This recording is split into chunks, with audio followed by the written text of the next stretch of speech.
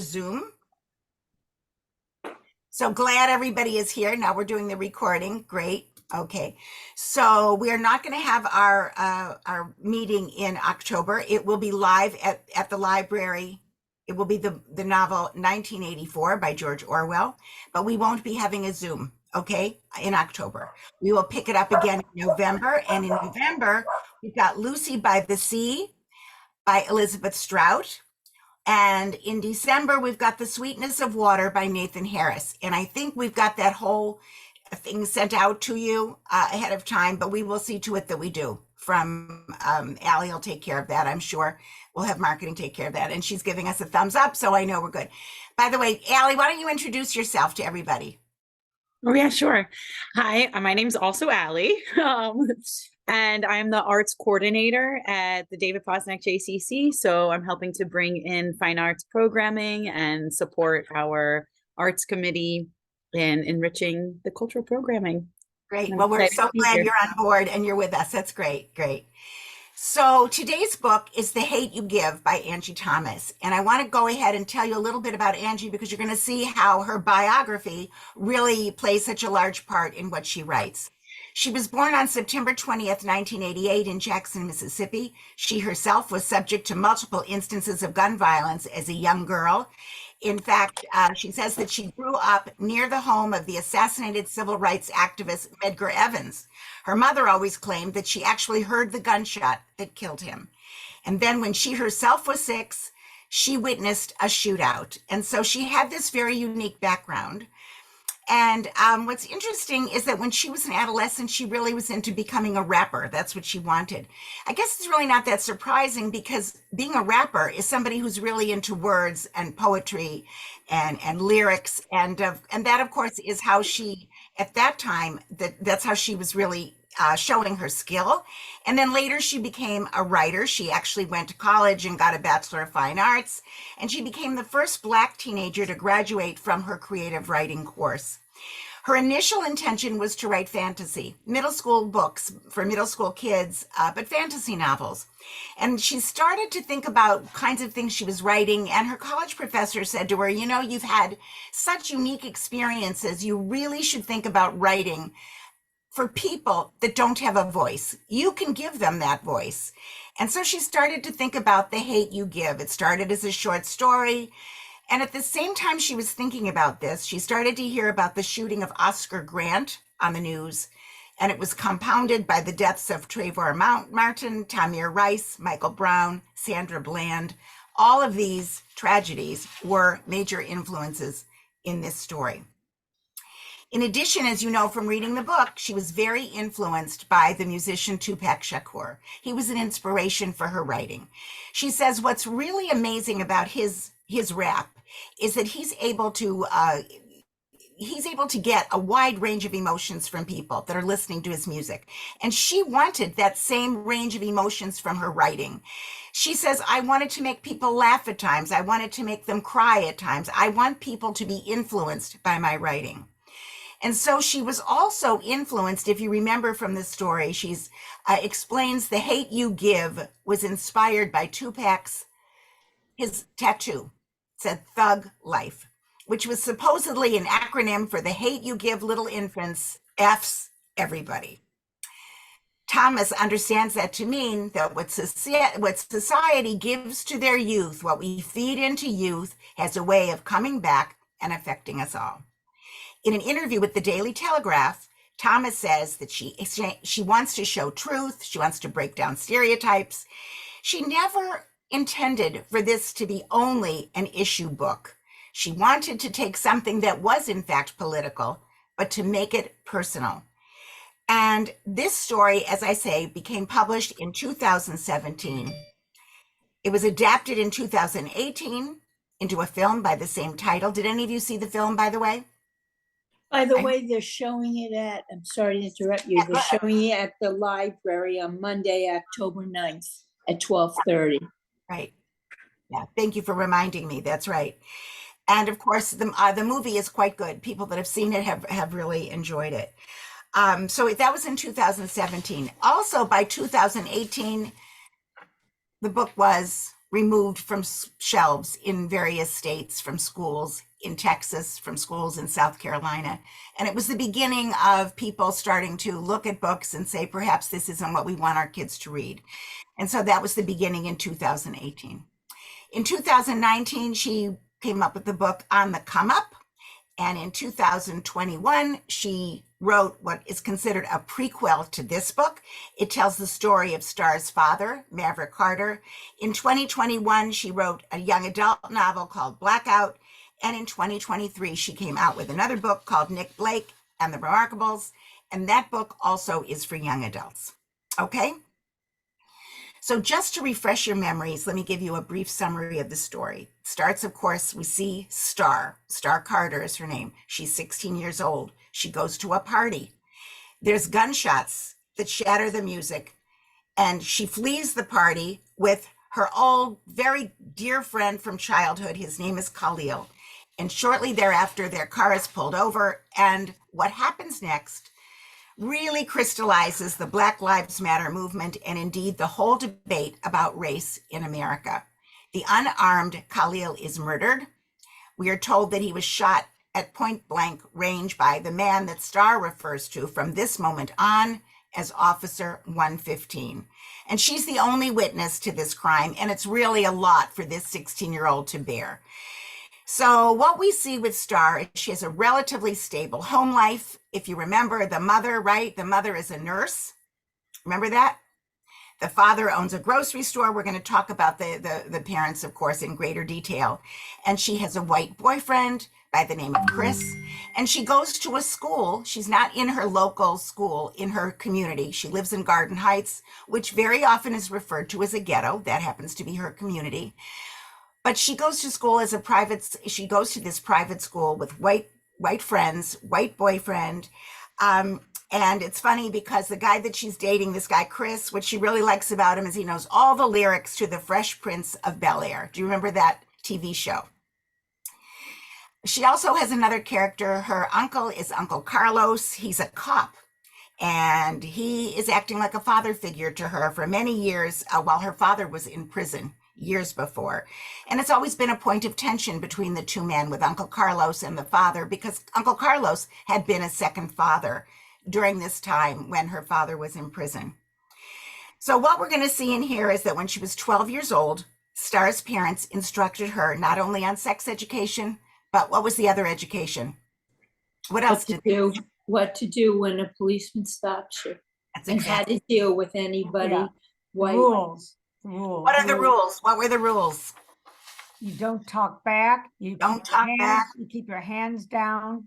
You don't. your You, hands you out in don't front of speak before. You don't speak before they speak. Yeah, That's right. yeah. Exactly. And don't make any sudden moves. Exactly. Of course, we find out Khalil did not do any of that. So, okay. So, of course, the story is about what happens. What happens after the shooting? He is shot. What happens after?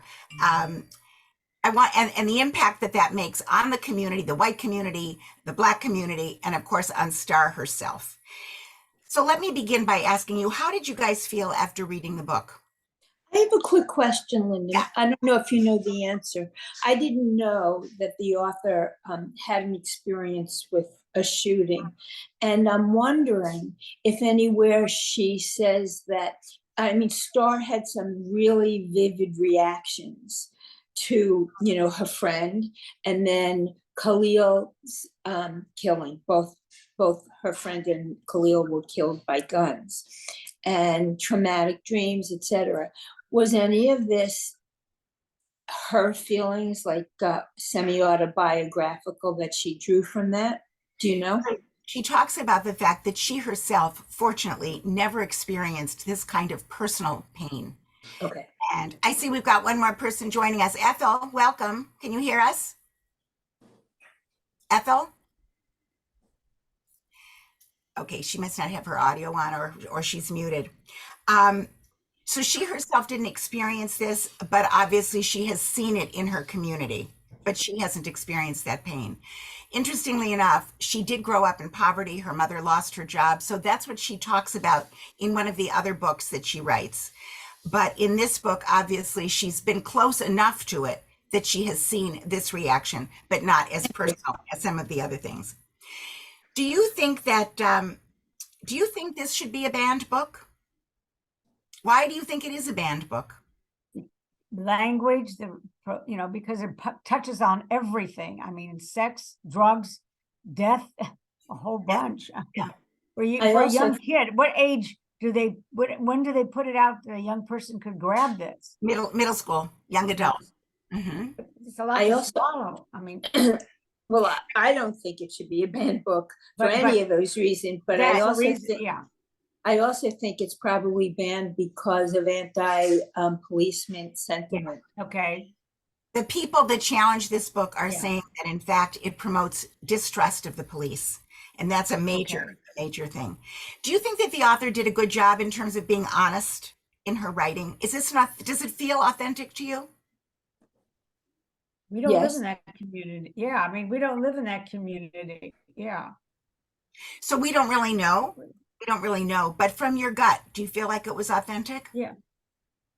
Lynda, Well, when you say authentic, I found it really interesting about her authentic self, she said, was in the ghetto, and the inauthentic was in school. Right. However, if you think about it, she was being stereotypical because she made the white people a way she saw them.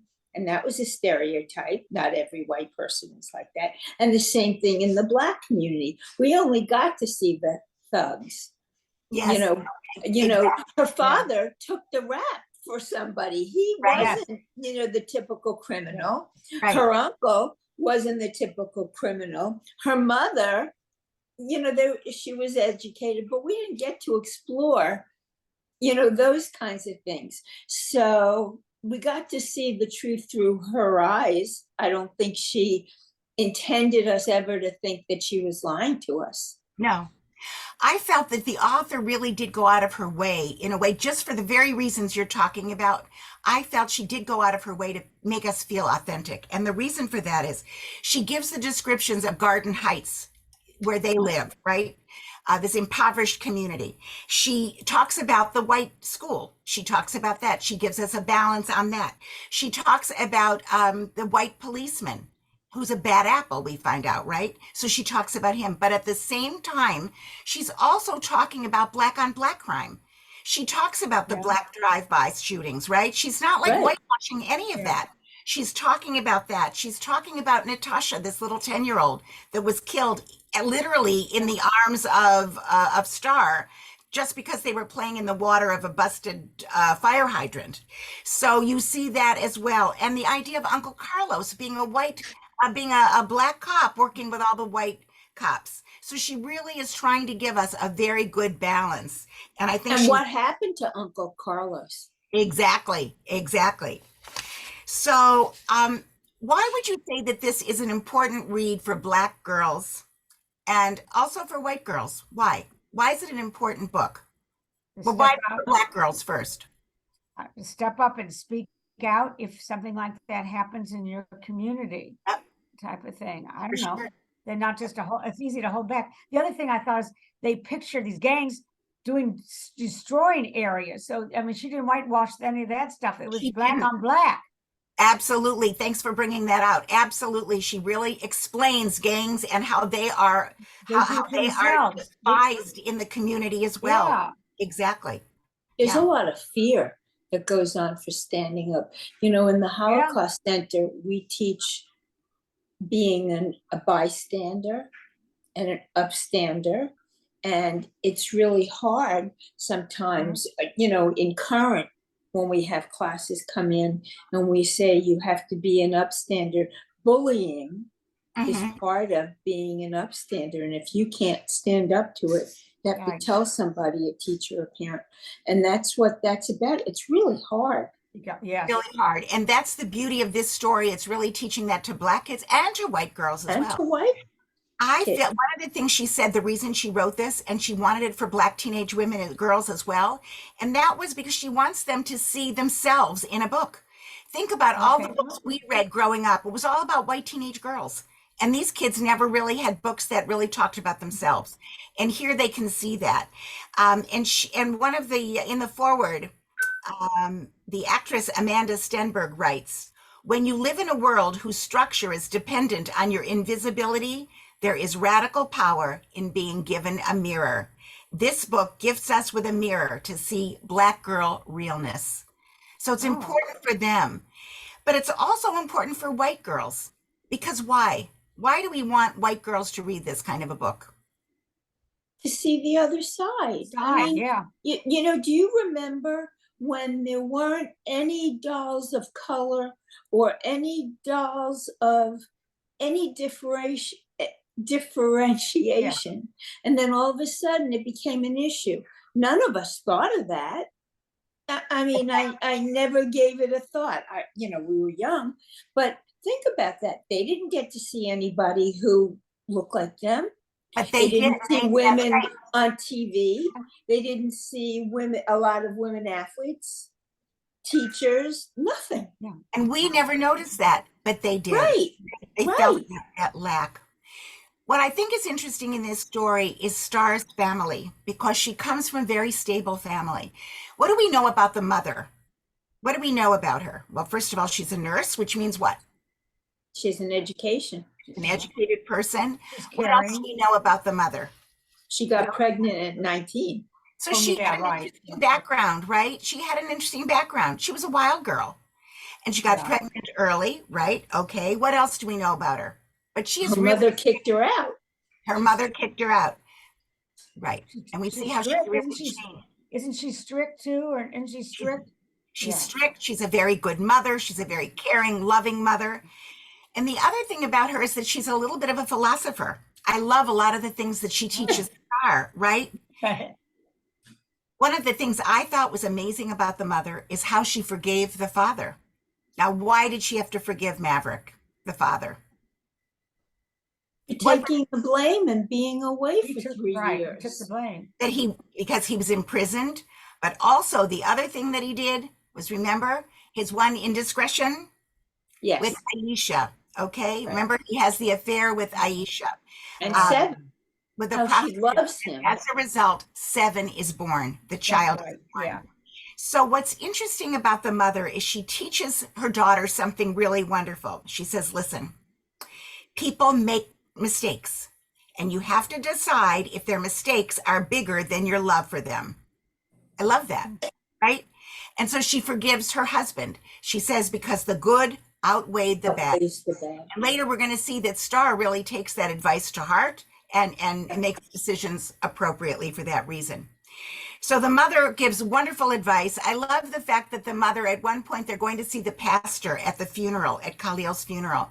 And the mother quickly looks around to look at her children to make sure that everybody looks right, to go see, that she cares enough about these kids' appropriateness that she's looking at them to make sure that they look good when they're going to meet the pastor.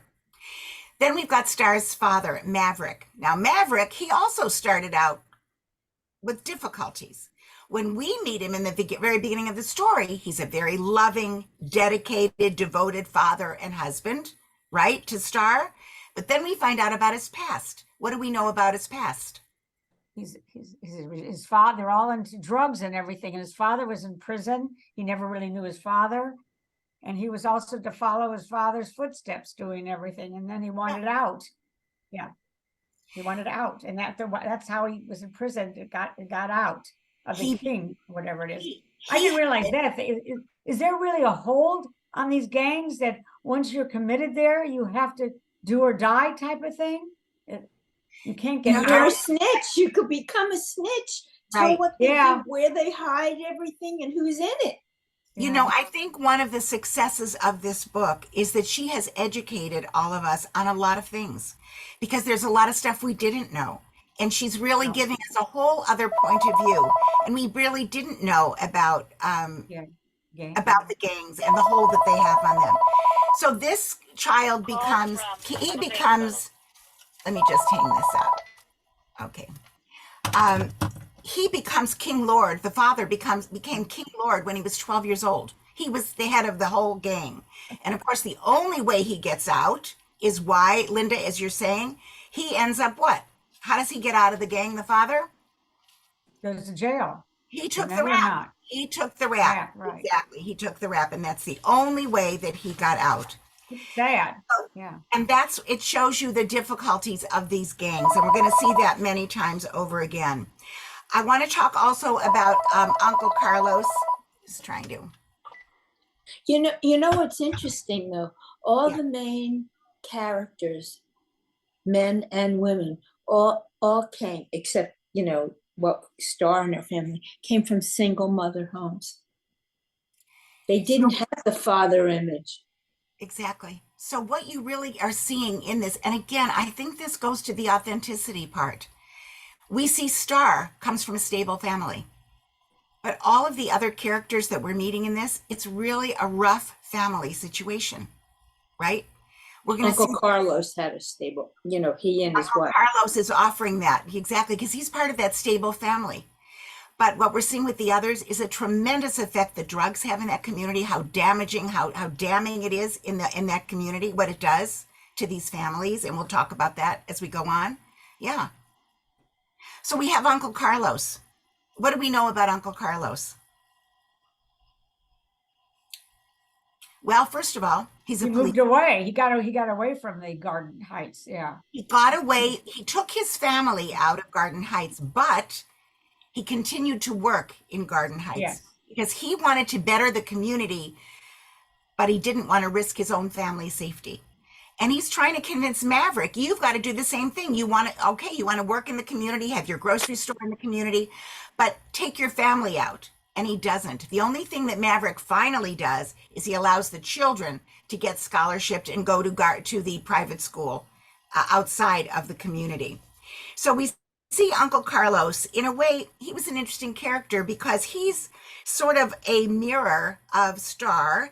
He has to live daily with that conflict that Star faces. He's a black man working with white community. So just the way, he's got versions of himself the same way as Star has versions of herself. And of course, what's interesting is that when Star says, she tells the whole story to Uncle Carlos, what happened with Khalil. And in the beginning, Uncle Carlos is sort of looking at it from, well, what happened? But what is it that makes him all of a sudden realize how personal this story is? Do you remember that? At the very end of her testimony to him, to Uncle Carlos, she says, and then 115 took his gun and he pointed Pointed at me. And when she says that, that's when he really gets it. He was sort of going to give the benefit of the doubt to the cop, perhaps at first, and then all of a sudden you see that he thought that was really going too far. Of course, the other interesting thing is, again, the authenticity, the rivalry between Carlos and Mav, as both of them, they both love Star. Star thinks of Carlos as a second father, which is problematic to Mav. And we've also got then these two children. We've got Kenya and Seven. Now, Kenya who's Kenya? Kenya is Seven's. Yes. Had the same mother. Are they sisters? But They're not not the sisters. same father. Maverick is Seven's father, but Kenya is King's daughter. Yeah, Okay. it's all I know. The drug dealer. I know you almost needed a family tree here, but Aisha, It's Mav, we call him Big Maverick. Maverick has an affair with Aisha, and Aisha ends up giving birth to Seven, right? Which is now Mav's son. At the same time, Aisha gets together with King, who's now the new head of the gang, and she ends up having Kenya and a little Lyric, right? So she's now got 3 children she's given birth to. And of course, Seven, and what I loved also with Kenya and Star, what was the relationship they both had with Seven? He was their brother. He was their brother, and I love that there was sibling rivalry. Who does he love? They're like they're like I- stepsisters, or kind of thing. Yeah, Exactly. yeah. But the truth of the matter is, Kenya ends up being the only friend that Star has in the community. And why is that?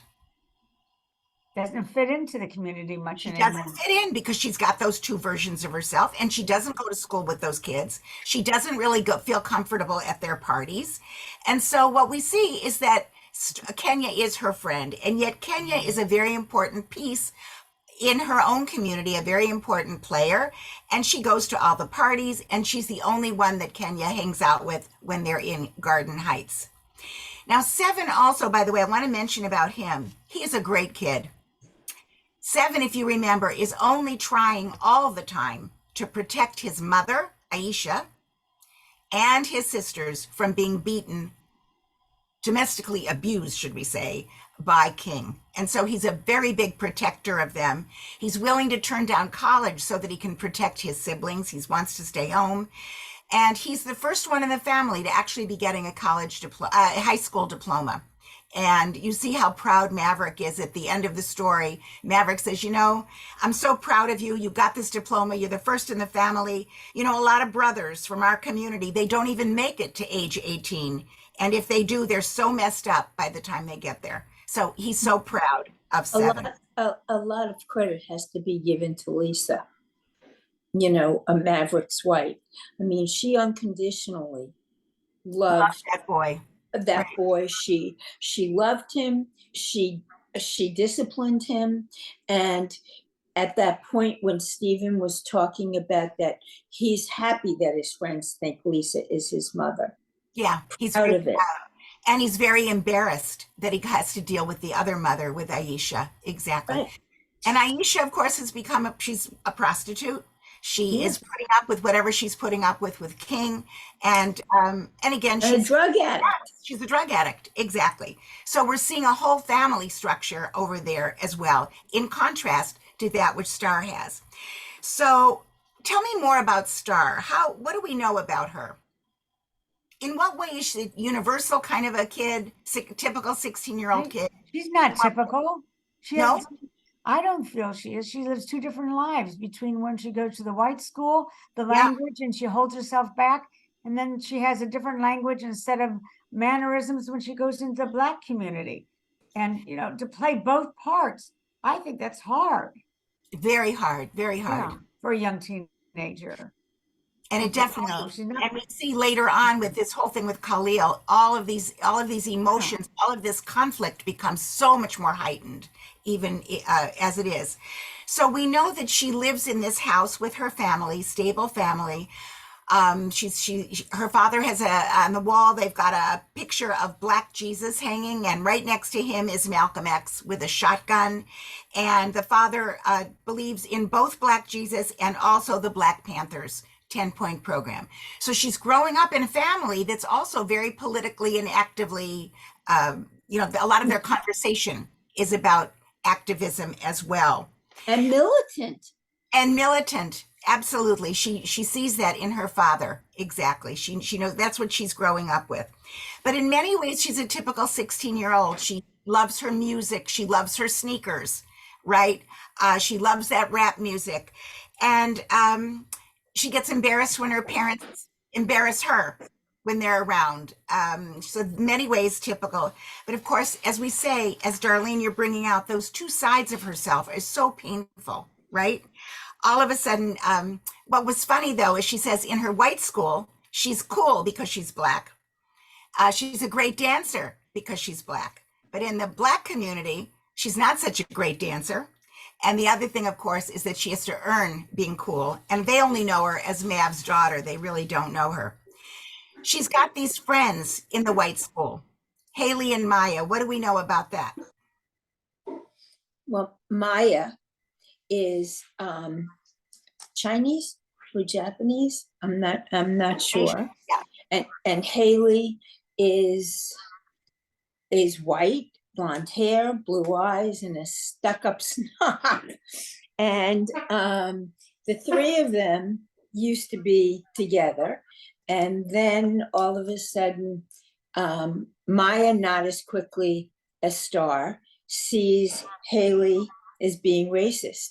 She made a couple comments, but they kind of pushed it under the rug, so to speak. And all of a sudden, it wasn't funny. Her jokes weren't funny. They were pointed and they were racist.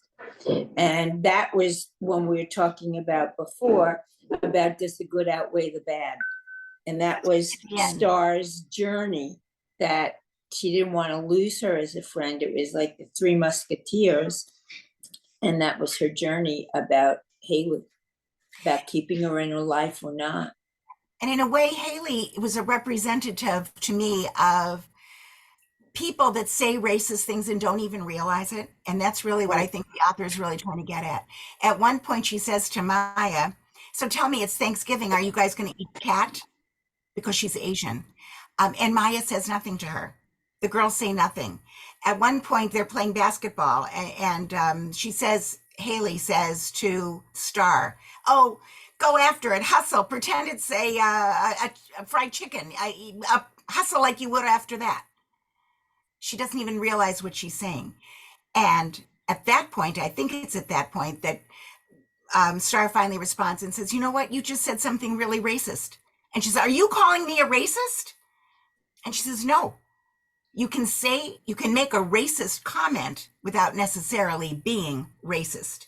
So that's an interesting little fine line, fine distinction that the author is making for us. But what we see with Haley is the importance that the author is telling us. You got to speak out. You got to find your voice. And when people say something that's at all discriminatory, we can't just let it pass. That's everybody's responsibility.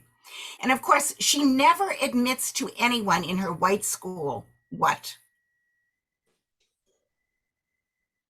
She lives in a ghetto. She never wants to share that with anybody. She never wants to really share that even the story with Natasha that really has framed so much of her childhood, the nightmares that she's always had about Natasha, she never talks about that. And she even, to the point when Khalil is in the paper, the story finally breaks.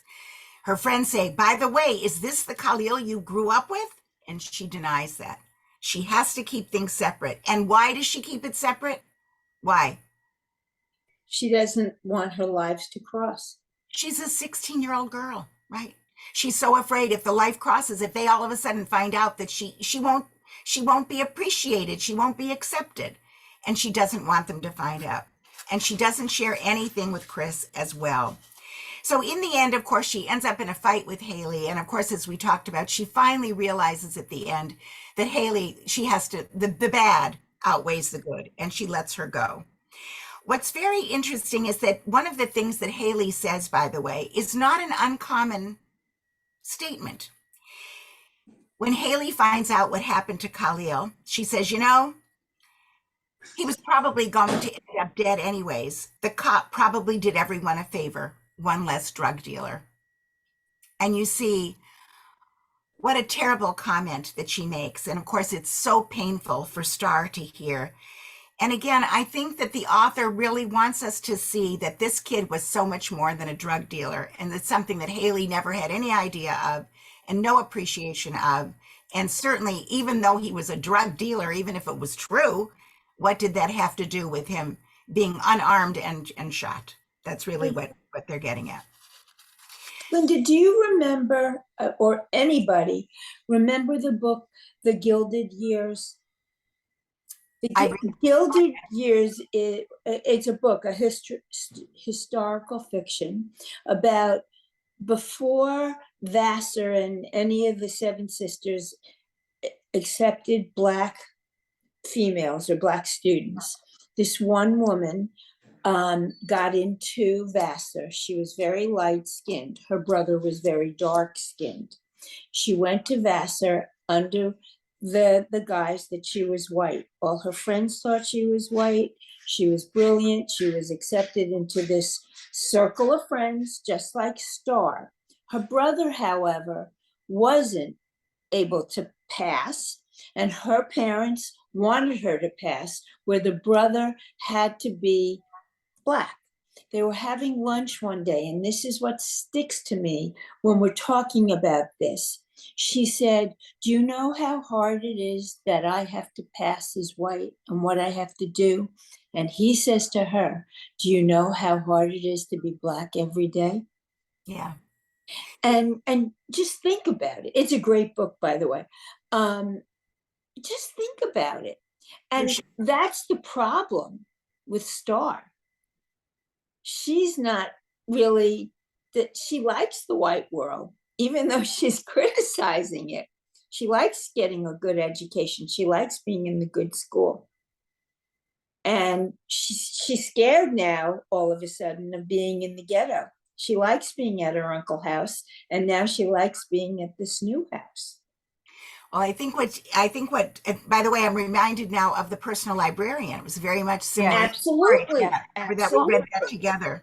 Also, too, I mean, you say she was, you know, she likes to be in the white world, but she's still very loyal to her family. You can't, you Yes. know, Absolutely. And she loves her yeah, I mean, that's a community. big She part loves of it too, her you know. Yeah. And by the yeah, way, that's the poignancy of the conflict that she lives Yeah. with. That's exactly. yeah. So what we see is an interesting character in Chris. So Chris is the white boyfriend, if you remember. And what do we know about Chris? What do we know about Chris? Well, he's very rich, right? He lives in a huge house that's more like a museum. He drives a Benz. And what's interesting is that he actually thinks that she's angry at him in the beginning of the story because he brought condoms when they were together and she wasn't ready for that. And truthfully, that was one part of it, but there was something else that really gnaws at her. What is the other thing that really is at the back of her mind during their relationship? She is very aware of the disparity between the two of them. The fact that she lives she grew up in the projects, now lives in a little house. Her whole house could fit into his bedroom, is what she's really getting at. He tries to convince her all the time it makes no difference to him. He doesn't even see that as being a problem. But to her, it is. And she doesn't share anything with him about her life, her other life, the other version of herself. And in the end, what we see is she never really gave him a chance to see how wrong she was in not letting him in. But she never wanted him to see her as a charity case. She never wanted his sympathy. And one of the things that was interesting was there was one scene, do you remember? She's on her way to the inquiry. She's now going to give testimony about what happened during the shooting. And here she is, you know, her head is in that space of now going to talk to the police. She wants to say just the right things. And she gets a text from Chris. He's texting her and he says, so tell me something. He says, my mom wants to know what color your prom dress is so she can get you a corsage. So you see this disparity in their worlds. I mean, they're talking about the prom corsage and she's on the way to give testimony to the police. So it's, you know, it's just really a huge contrast and conflict for her. One of the critical piece here is about Khalil. What do we know about Khalil? What do we know? Well, first of all, how is Khalil presented to us by the media? What do people see about Khalil? Drug dealer, something. Drug dealer, Gang member. gang member, tough kid, right? Tough kid. Gangster, yeah. Yeah. And in the end, what do we find out about him? What is shared later? What's the truth about Khalil? That he's none of those things. He did sell drugs, but, and there's a big but, that he wasn't a user and he was doing this because his mother owed a big debt. And he was trying to sell the King's drugs to make up for the debt so that he wouldn't beat his mother and abuse his sisters. That was the drug piece. And when he was lying in the coffin, the drug Gangsters. not the team, the drug gang put their colors in the coffin, but it was to save face for them because he was once one of them, and he wasn't a gang member either. No. I think that, I think that what we see is that, unfortunately, that which we see in the media very often, we don't know what's behind it.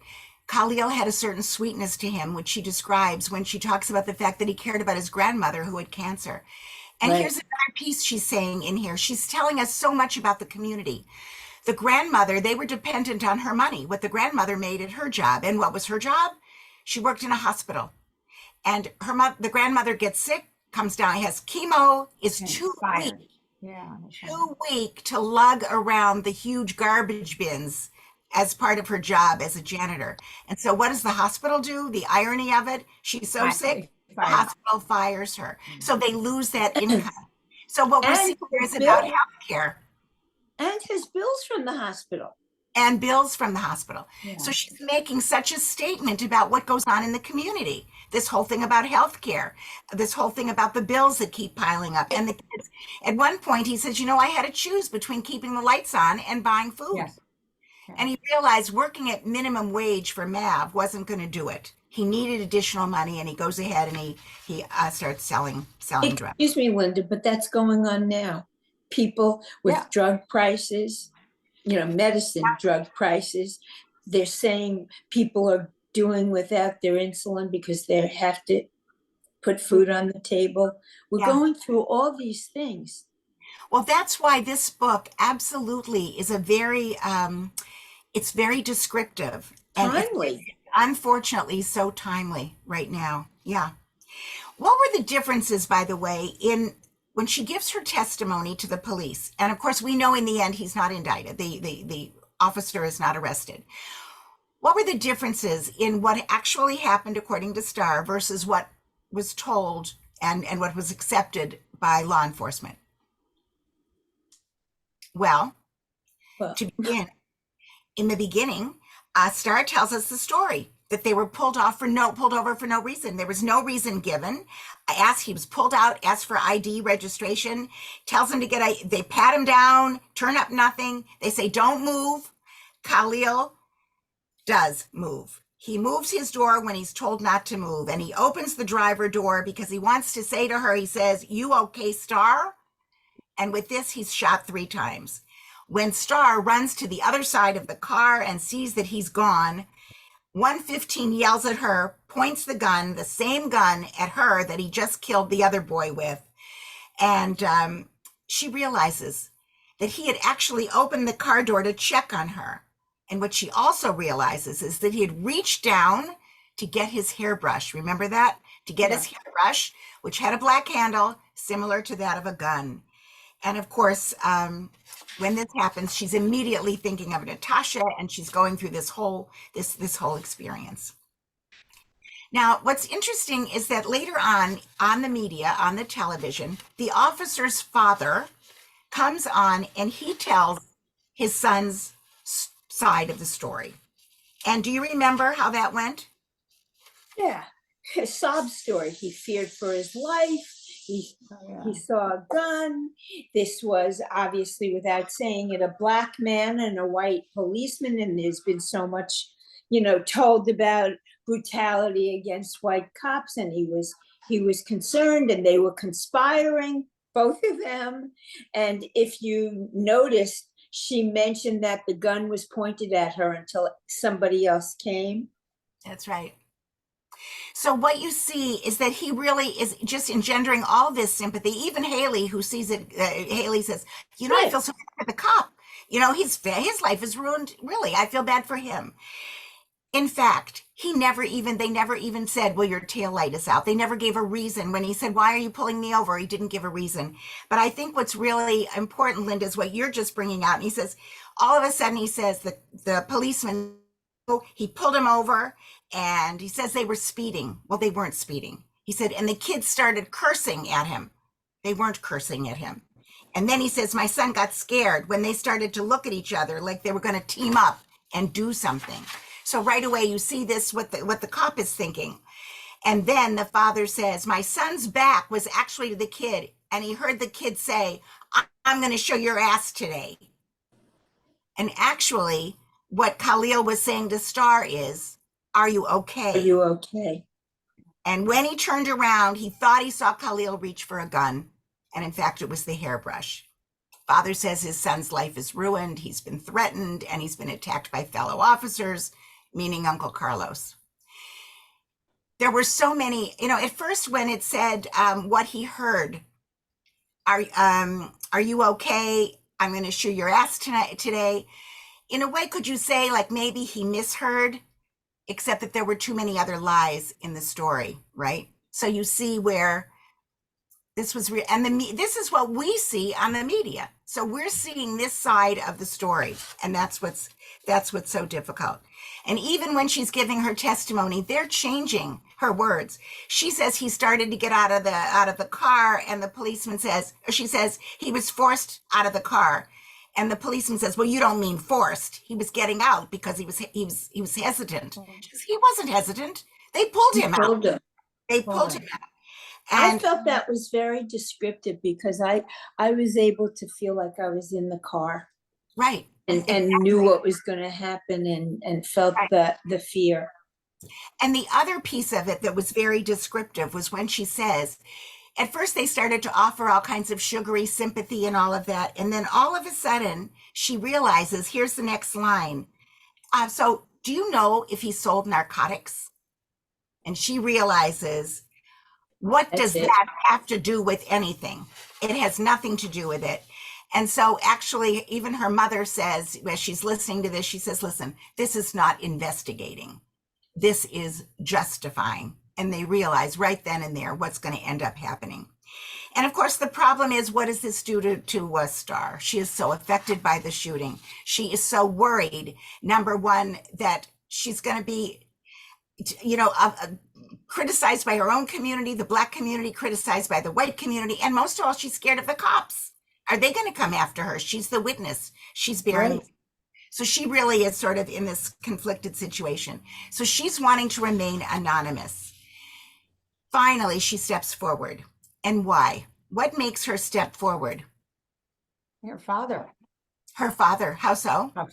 He talks to her and says, if you don't say anything, nothing's going to ever be done. You've got to speak out. You got to find your voice. Yeah. Yeah. And the father has tattoos all over him, right? So he's a big guy, a Black guy. He's a big guy. He's got tattoos.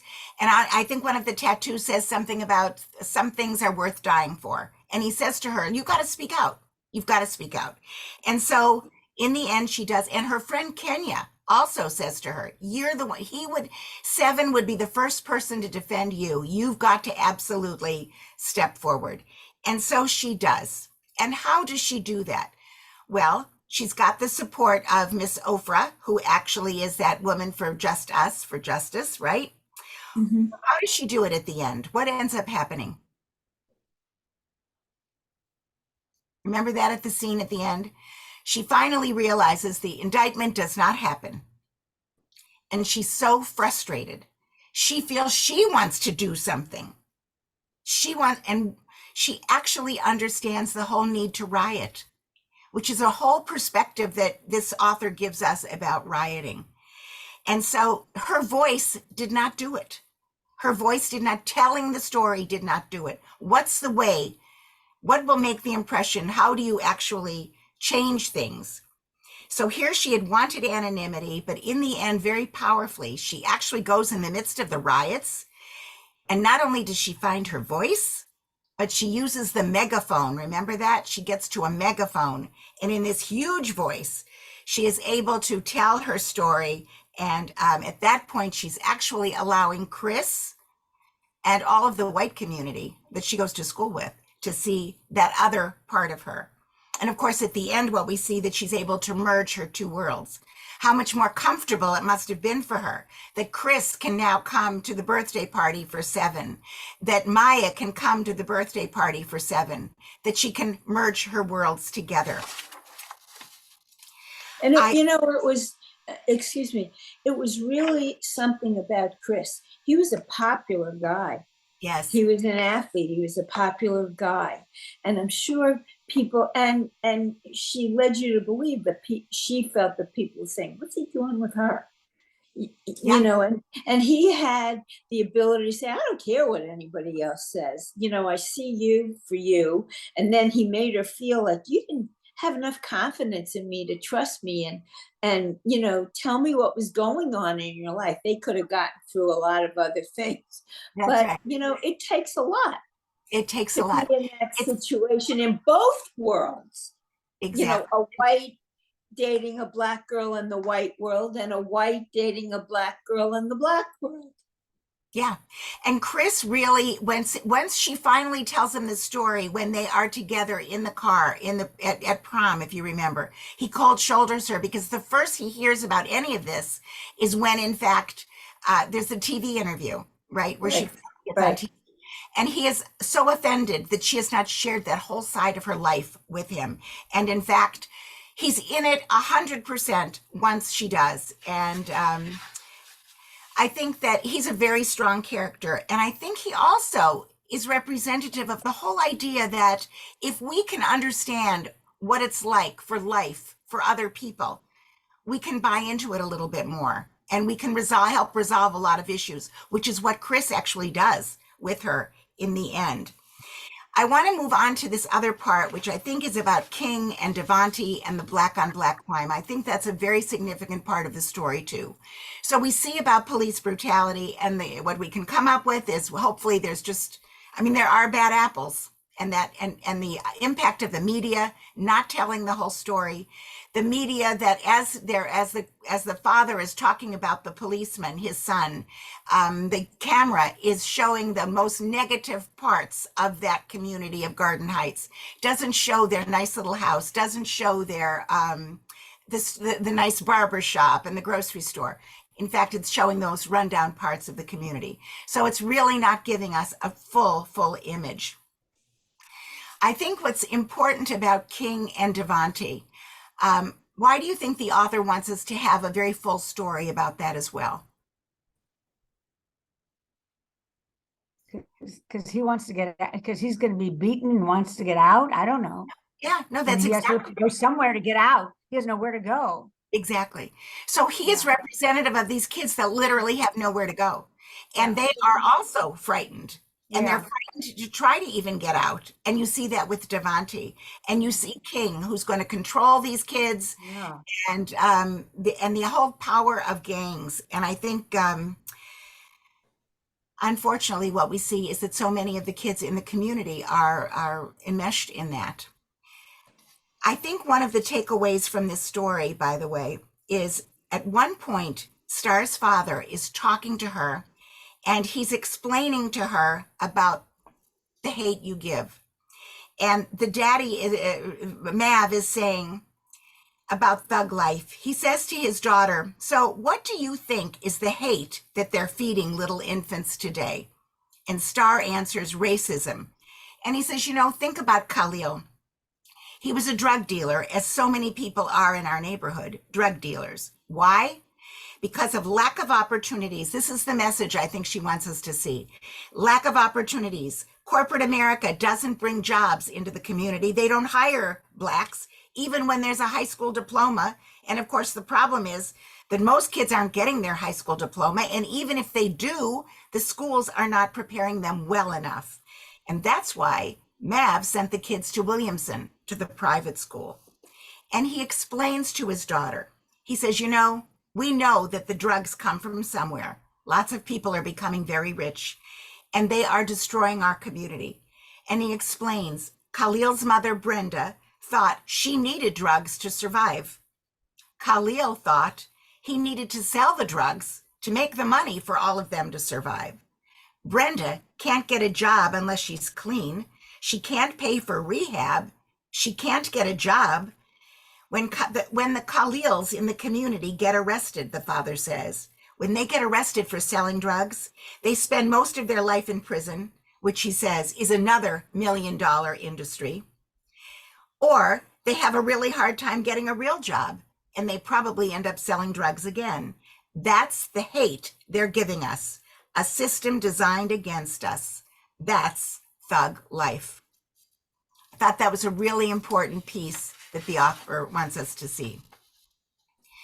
Also, at one point, Chris says, so explain about the rioting. We're destroying your own neighborhood. Why? Why is that happening?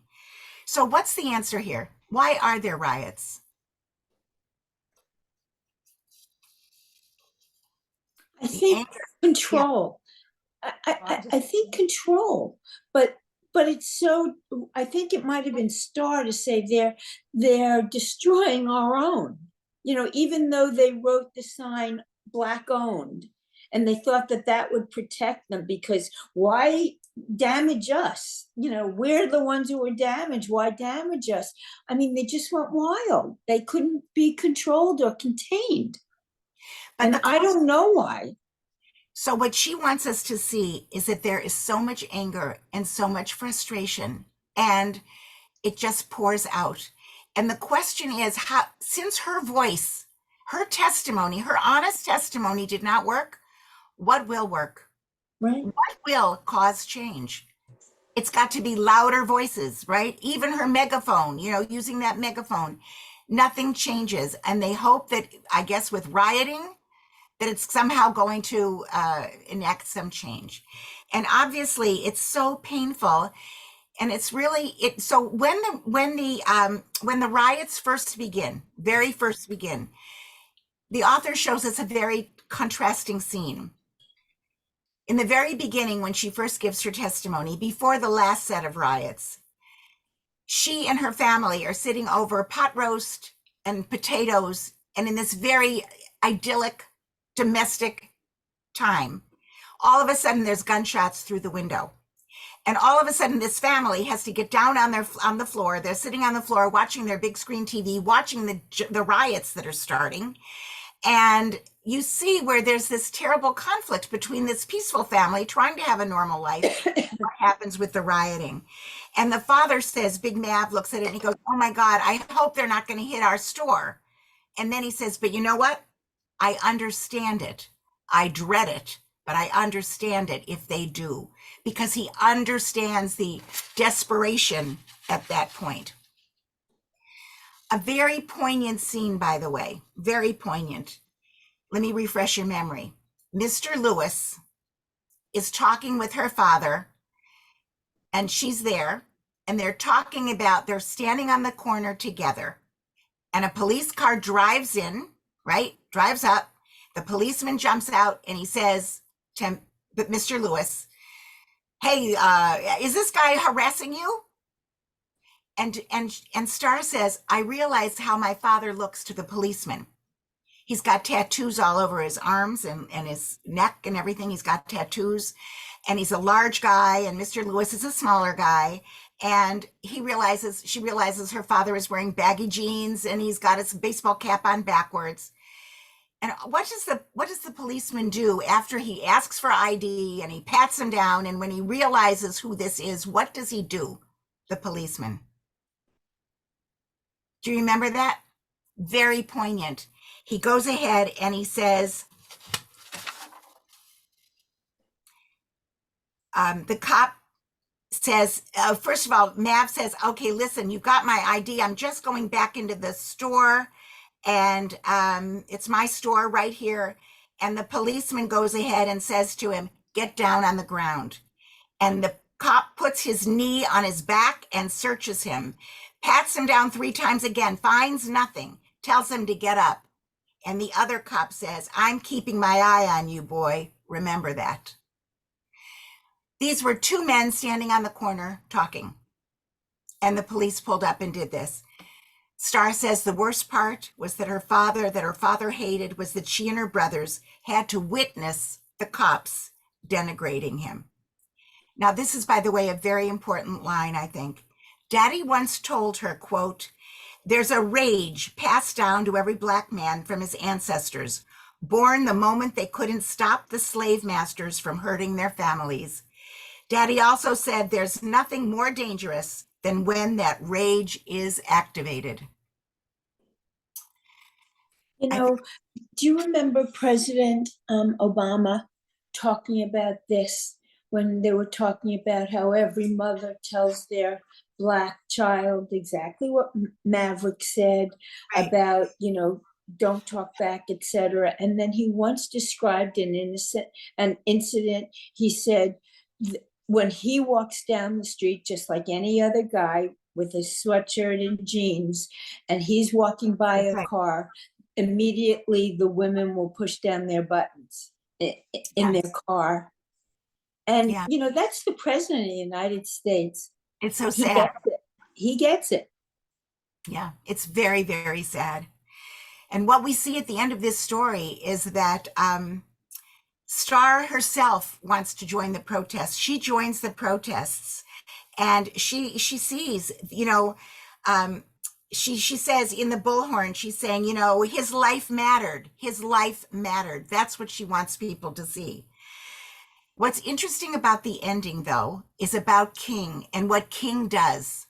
What happens at the very end? What does King do? He's the one that throws the firebomb into Right. Maverick's store. Do you remember that? And Maverick's store goes up in flames at that point. Now, why is that so significant? Because again, it's showing that this is something that happened within the Black community, So the author is not shying away from that. This is a problem. This is a real problem. He was angry. King was angry, and he went ahead and firebombed the store. And in the end, what brings down King? Who brings down King? The police were not successful in ever bringing him down, the gangs. The But kid. finally, in the end, exactly. I can't think of his name. It's Devante. And I Devante. think it's very telling that Devante finds his voice. Just like Star found her voice against the white cop, finally at the end, Devante finds his voice against this horrible gang leader. And I think this is really a very big message here. And of course, at the end, we see where Mav is going to rebuild. But I think there are so many messages in this book for all of us. Lynda, I just, when I was reading the book, I kept, it was Maverick kept saying why he named his kids what they did, Seven and Star. And I kept wondering, did Khalil have a purpose to naming that name? And I kept thinking of Khalil Gibran. And I looked it up, and, she might have. He wrote the book, The Prophet, and he talks about dying, and he talks about the good life and the reason death brings certain things. And so I went further, and I found that the author was speaking, and the moderator is a Harvard professor who works at the Kennedy School, and his name is Khalil Gibran Mohammed. Oh, I thought that was like just the tying thing. that's exactly right. So I thought that was interesting. Yeah. The problem for Khalil, and it goes back to what we talked about, that Star came from a very stable family. Khalil, first of all, never got the rules. She's saying to him, don't move. Put your hands down. Put your hands down. And she's telling him, don't do this. And he reaches for the hairbrush. He never had the family life that even told him the rules. So you see where he had this disadvantage from birth on. He had this mother who was a drug addict, in the same way that Devante had that, right? So you see where it really is, it's a very big problem within their own community as well. And so, I don't know, I think this is just to me, it was a very authentic description of a very unfortunate set of facts that are happening all the time for us. And in terms of the solution, I think that's something that really nobody has right now. Nobody has a solution. I think she's just, but what she is saying is that at one point she said, these are lots of real life stories, talks about real life stories.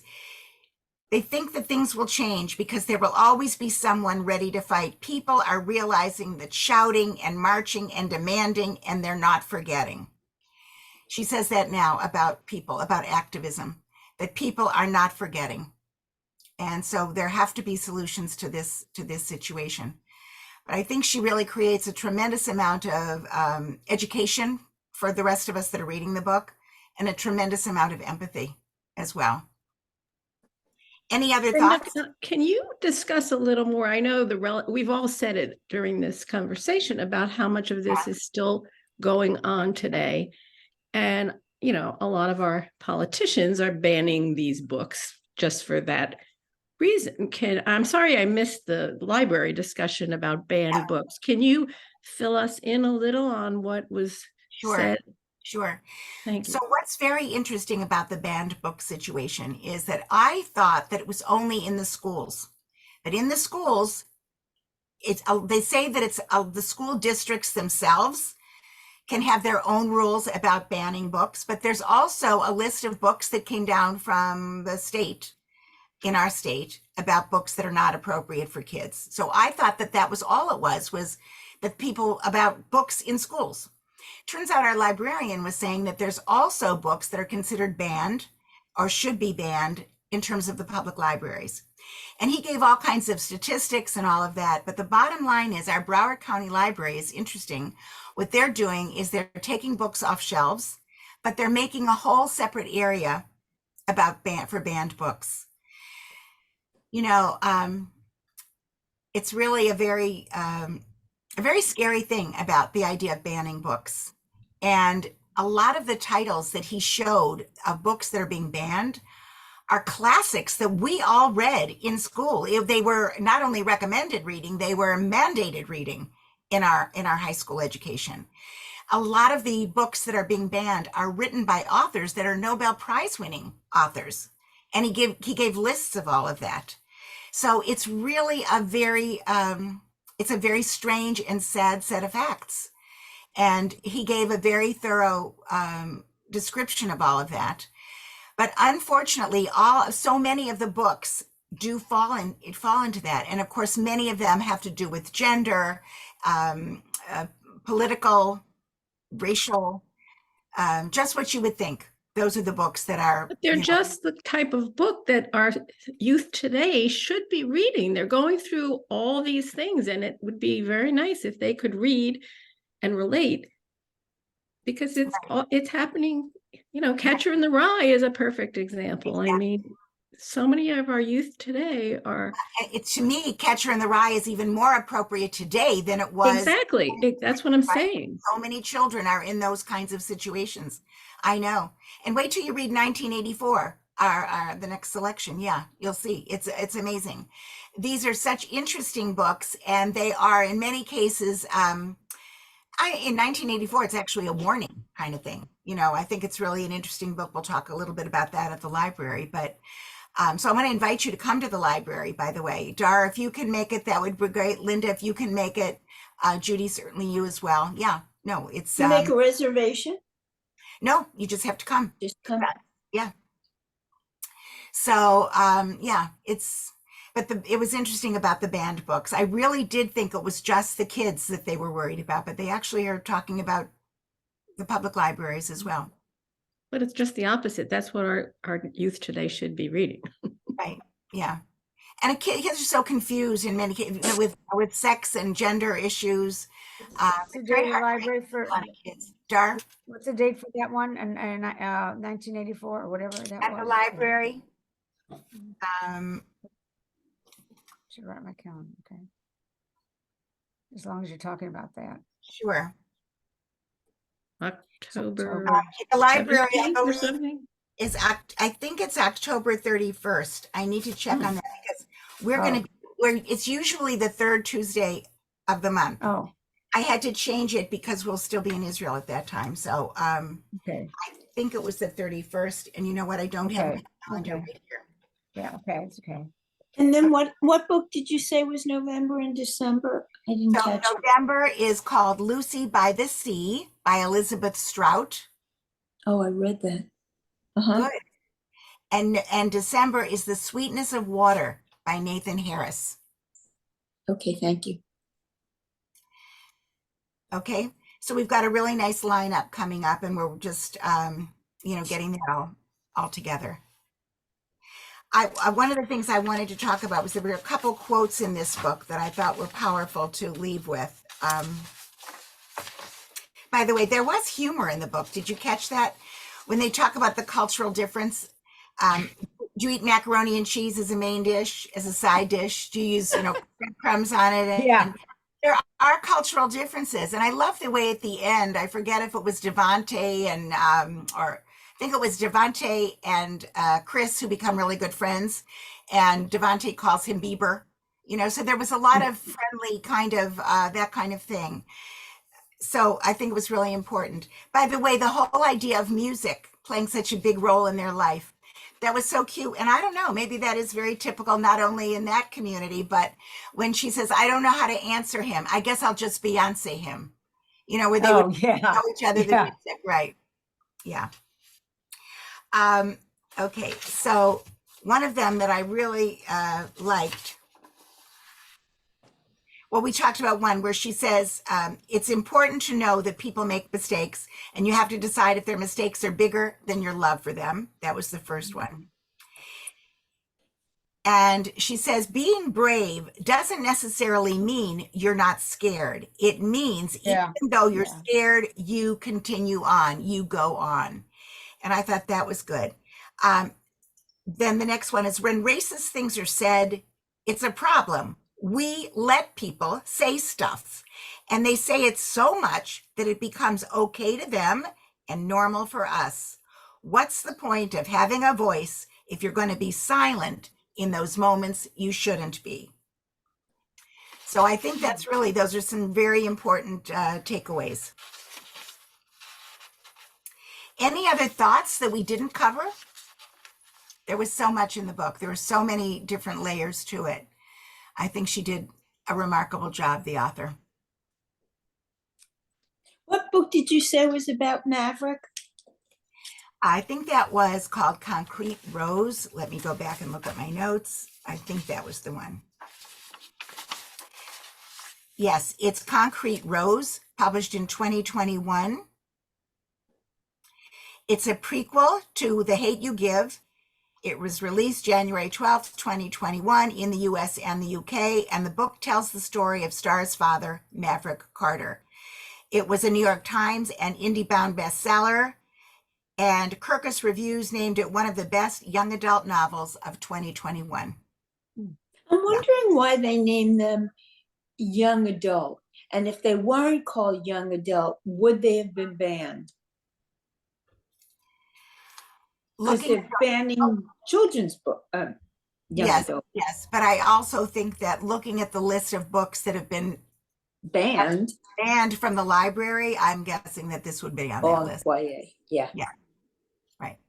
So it's interesting. I also did not really have a handle on this, and everybody's asking the librarian, so he kind of gave us that little bit of background. But honestly, it's very interesting to me that the library is willing to even, you know, do this, that they're doing. And they are the ones that suggested to us that our August, September, and October selections should be banned books, which is how we came up with Oh, okay. And we gave, of course, we had a very large list to choose from. So we chose these three because they're all very different in terms of why they're being banned. And that's also something we wanted to stress. Good choice. Good. Yeah. Glad you all enjoyed it. It was really, I think, a good read. Anyways, Judy, did you enjoy the book? Did you get a lot out of the book? Judy, are you on? Okay, I think you're muted. I see that she's I'm muted. on, but I'm not unmuted. I did enjoy the book very much. Very much. Yeah. Good. Okay. And these banned books are the ones that are so relevant today. So Oh, it's Right. really That's the disturbing. point. That's why they're banned. That's They why don't they're want us banned. to know that. Right. Big Right. Big Brother's watching. Right. By the way, have you read 1984 yet? Wait till you read that one. I read it a long time ago, but How do you Yeah. say that? That's yeah. When you say that, Big Brother's watching. Yeah. Right. Right. yeah. Okay. It's a perfect lead-in for next month. Exactly. Good. Exactly. Yeah. Any other comments that you have? Anything else you want to talk about with the book? Or Just thank you once again. Wonderful you. job as always. good. I'm glad. I enjoyed it also. So glad to see you I'm guys. so glad you're continuing on Zoom. I Me know. too. I'm very glad to. I'm very glad to. But do me a favor and speak to everybody. Yes. And let them Yes. know that we are continuing this, and we Okay. need to have people actually come, right, for the JC. Thank you, everybody who did send me emails. And Does thank it really you for help sticking me? your I neck did, out for yeah. us. Plead our cause. Yeah. That's right. And Lynda, thank you for pleading our Thank you. cause so well. Yeah. It was my Wonderful. cause too. Yeah. Great. Well, you guys are a great group. And listen, you know what? It's actually nice when it's small too. There's a lot to be said for Yes. that. We can all get involved in the That's- conversation. Yeah. That's why I Thank like you. it better. That's why I like it better. But that's what a book club is. Yeah. You know, it's not what the library is of 45 people. I mean, Right. that's good, Right. but Yeah. this is, what a real book club is. When Very Darlene and I can talk 20 times. Yes, Linda, you do a very good job. The As two do you. Lindas do very good jobs. Okay, I just Guys do. fill in a little bit here and there. No, you're Yeah, great. you do a good job. Judy, we're going to pull you in more the next Yeah. time. Okay. Be I prepared. don't know if I'm going to be in town, but Oh, okay. Well, if you're not in town, enjoy your trip. And for everybody, it should just be you a too happy enjoy and your a trip. happy and Yeah, happy. have You a know, I have good to tell you something. When you read the paper, Sally. one last thing I just want to mention, when you read the paper, I read the paper today, and you really do get a very different feeling when you're reading some of these stories, because you realize there's so much more than what we're seeing, than what's being conveyed about these stories. You really do need to think about what's behind the story, what's behind what we're reading. Yeah. You know what I'd all like to add? When you're listening to people speak and somebody asks them a question, really pay attention if they're answering the question, Oh. because they're not. They're not. What, you talking about the debate? No, I'm But in talking general. about in a regular interview. My Okay. daughter wrote a book when she was 16, and they gave us media training, how to answer questions and to divert. Divert was when they asked something that wasn't nice, where they were paying attention to something nice. And when we listen, it's changing the subject. I was listening to a politician. They asked him a question about a particular issue, let's say the flood. But instead of answering about the flood, they got to, well, President so-and-so said, not about the flood. Yes. And that's what I mean. Listen. Yeah. Politicians are very good at that. Yes, they are. Yes. Yes, I agree. Yes, totally. What a cute little baby. I was just going to Oh, say, look at Sally, that. what is the baby's name? His name is Raz. Oh, Rahz. It means secret in Hebrew. Raz. Oh, that's so cute. Oh. I really enjoyed this. Thank you so much. I haven't read the book, but I still enjoyed it a Oh, lot. good. I'm glad. I'm glad. How old is Roz? Good. Raz is almost 9 months, and he's been sick all week. That's why I'm home with him right now. Oh, Doing us remote today, which is great. Right. Yeah. Allie, I just wanted to tell you just a plug for the book that the JCC has. Oftentimes, when we have a speaker or even a book, it doesn't mean you have to read it. You could be interested in the subject matter.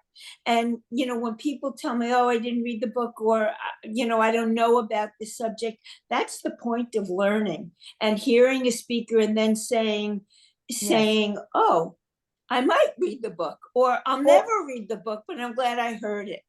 Linda, I've gone on Yes. these book things. I haven't always read it, but I always glean something from it. And I feel That's that exactly I'd the rather, point. even if I didn't read it, you always, learn That's something. right. So grab a person's hand and bring them to the J. That's exactly what That's- you yeah. do.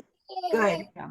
I'm Great. excited about the Jennifer Rosner conversation you're gonna have, Linda. That's gonna be October great. 24th, guys. Dar, mark Oh. your Judy, are you going to be back When is this? October 24th? Darlene, do October you 20 get the J's newsletter Yeah. in the I think email? I think I do. Right. Okay. So October It's 20th. listed. Judith Okay. Rosner, Naomi Reagan. Oh, I don't even know if I got that part. No, because I come to those things. Yeah. So So I don't know if I got that. Okay, do you know Allie's email? If you send her your email, she'll put you on the list to get the, Thought maybe I get from the cultural thing, right? I should get yes, it. they're Yeah. all listed. Okay. So I want to tell you something, Darlene. I think a lot of people don't realize if you open that up, you open it up and then you scroll down, you're going to see a wealth of I have. things. I've done that, Linda. I've done that, but I don't. Okay, I good. think with Okay. traveling and stuff like that coming back, it's probably Oh, on 100%. my calendar. I like to mark it on my calendar. Okay. Right. Yeah. So Go ahead. So Jennifer Rosner is a live one. We're Okay. all going to be live. Jennifer Rosner is going to be on Zoom, but So it's going to that's be October when? 24th. It's October Okay. 24th at 1:30. Okay, and we'll be on Zoom, right? Let's see, where is that one? Is that it? It's going to be in the HLC in the Holocaust Learning Center. Oh, Okay. Do Yeah, we have to sign up for it? I believe Or so. just be I there? believe so. Yes. Yeah. If Okay. you'd like, I can send you an email with the information. Yeah. Yeah. That'd be Okay. That would be great. Okay. Absolutely. I'll make a note Got now. you. Yeah, you Great. got my email because I couldn't get out you on one of my computers and I went to my laptop and there you were. So I don't get it because it wasn't, I highlighted and everything, nothing worked on that other computer. So I'm lucky It I got you. happens. Now I have your email address, which is great. So Yeah. I'll send you a note about the Jennifer I don't Rosner. think I've ever met you, but it Lipstick. was, thank you all. You know we're all what, emailing. Ellie, maybe you could do that for all the people who sign up for our, little The book club. That's a great idea, Linda. I can send a little blurb. I just made a flyer for it. So Okay, Okay. thank you. I know, Linda, you're very involved with all that, right? Yeah, I am. She Yeah. is. Yeah. that's Mhm. terrific. Yeah. All right, ladies. Okay, easy, fast, everybody. A Yes, happy, healthy new year, easy, meaningful fast for everybody. yes, Raj, it was great to meet you. Additional, precious yeah, addition look at to that. our community. It's Great. adorable. he says Shana Tova. Right, Shana Ozzy? Is Tova. that what you're saying? Sure. Have a great trip in Portugal, Judy. Thank you. Oh, Have yeah. a great trip, and we'll look And forward Linda, to you hearing I about too. love it. it back. And you as well, Linda. And I'll see you, Bye-bye. Linda. Okay. Bye, Thank you guys. again. Bye. Cute. Hi. Okay. So, oy vey. The baby is so adorable. So maybe if you could just do a little, like, it doesn't have to be very long, just a few seconds, 10, 20 seconds, to introduce yourself, your name and the club. That was Okay. so great. I really enjoyed that. I think it was, I think, yeah. Yeah, I think it's good. Let me see if we can do this here. You can see that. Okay, I'm gonna mute myself to make it in case Luz feels like joining. Oh, good. Although I think I'd rather he join on it. Okay.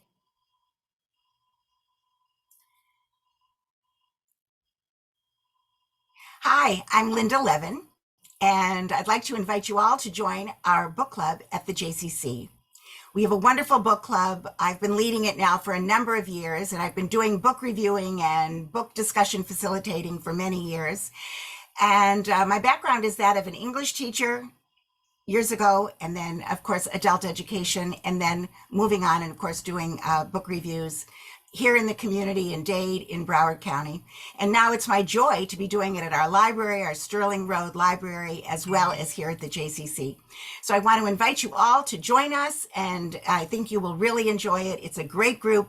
We meet on Zoom or live at the library. The dates will be sent out to you if you're at all interested. We'd love to hear from you. Please contact the JCC.